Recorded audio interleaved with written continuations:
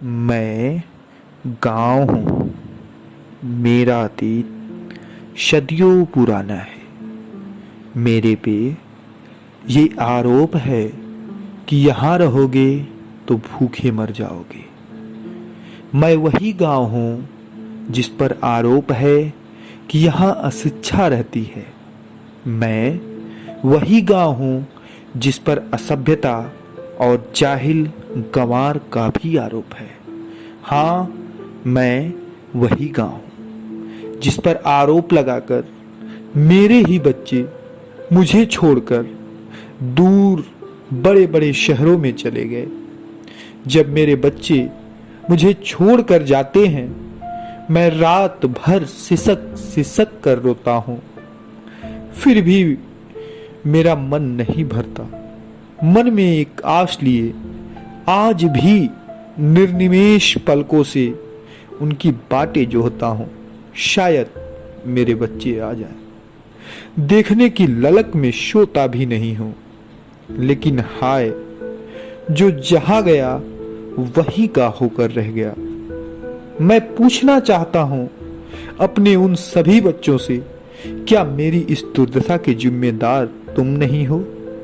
अरे मैंने तो तुम्हें कमाने के लिए शहर भेजा था और तुम मुझे छोड़कर शहर के ही हो गए। मेरा हक कहाँ है?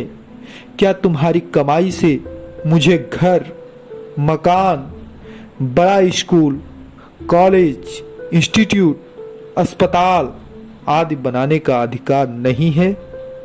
ये अधिकार मात्र शहरों को ही क्यों? जब सारी कमाई शहर में दे रहे हो तो मैं कहां जाऊं? मुझे मेरा हक क्यों नहीं मिलता? इस कोरोना संकट में सारे मजदूर गांव भाग रहे हैं।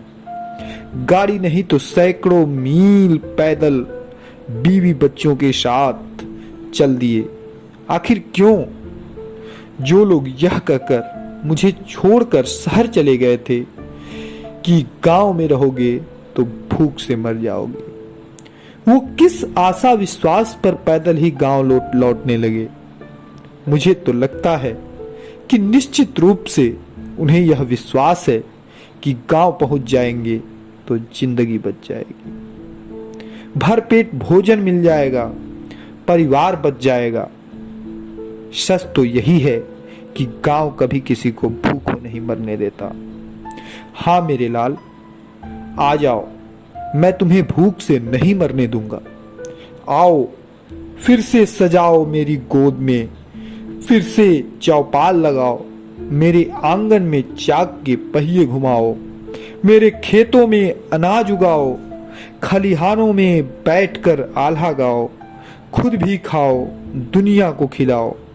महुआ पलाश के पत्तों को बीनकर पत्तल बनाओ, गोपाल बनो, मेरी नदी, ताल, तलैया, बाग, बागीचे गुलजार करो।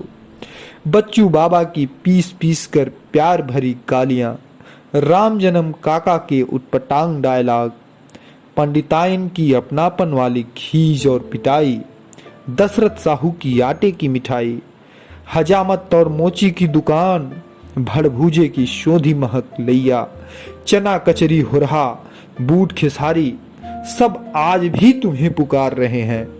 मुझे पता है वो तो आएंगे जिन्हें मुझसे प्यार है, लेकिन वो क्यों आएंगे जो शहर की चकाचौंध में विलीन हो गए, वहीं घर मकान बना लिए, सारे पर्व त्योहार संस्कार वहीं से करते हैं। मुझे बुलाना तो दूर, मुझे पूछते तक नहीं। लगता अब मेरा उन पर कोई अधिकार ही नहीं बचा। अरे अधिक नहीं तो कम से कम होली दिवाली में ही आ जाते तो दर्द कम होता मेरा।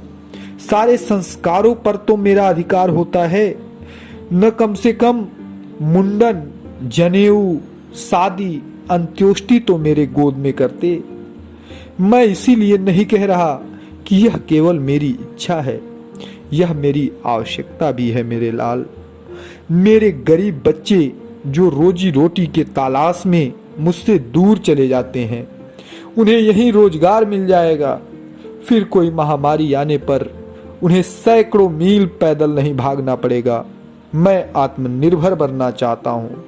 मैं अपने बच्चों को शहरों की अपेक्षा उत्तम शिक्षित और संस्कारित कर सकता हूँ। मैं बहुतों की रोजी रोटी भी दे सकता हूँ।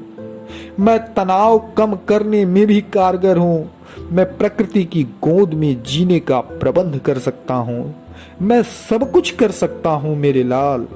बस तू समय पर आकर मेरे पास अपने बीवी बच्चों को मेरी गोद में डालकर निश्चिंत हो जा। दुनिया की कृत्रिमता को त्याग दे। फ्रिज का नहीं घड़े का पानी पी।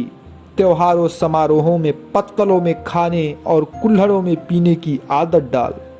अपने मोची के जूते और दर्जी के सिरे कपड़े पर इतराने की आदत डाल। हलवाई की मिठाई, खेतों की हरी सब्जियां, फल फूल, गाय का दूध, बैलों की खेती पर विश्वास रख। कभी संकट में नहीं पड़ेगा। हमेशा खुशहाल जिंदगी चाहता है तो मेरे लाल मेरी गोद में आकर कुछ दिन खेल लिया कर। तू भी खुश हो जाएगा और मैं भी खुश हो जाऊंगा। वास्तव में गांव की तड़प और गांव की पुकार आज अपनी तरफ खींच कर लाती है। अगर ये वीडियो आपको अच्छी लगी हो तो हमारे चैनल को लाइक और सब्सक्राइब जरूर करें। साथ ही साथ बेल आइकन को दबाना बिल्कुल भी ना भूलें ताकि आपको अपकमिंग वीडियोस की नोटिफिकेशन मिलती रहे। फिर से हम हाजिर होंगे और कुछ वीडियोज के साथ।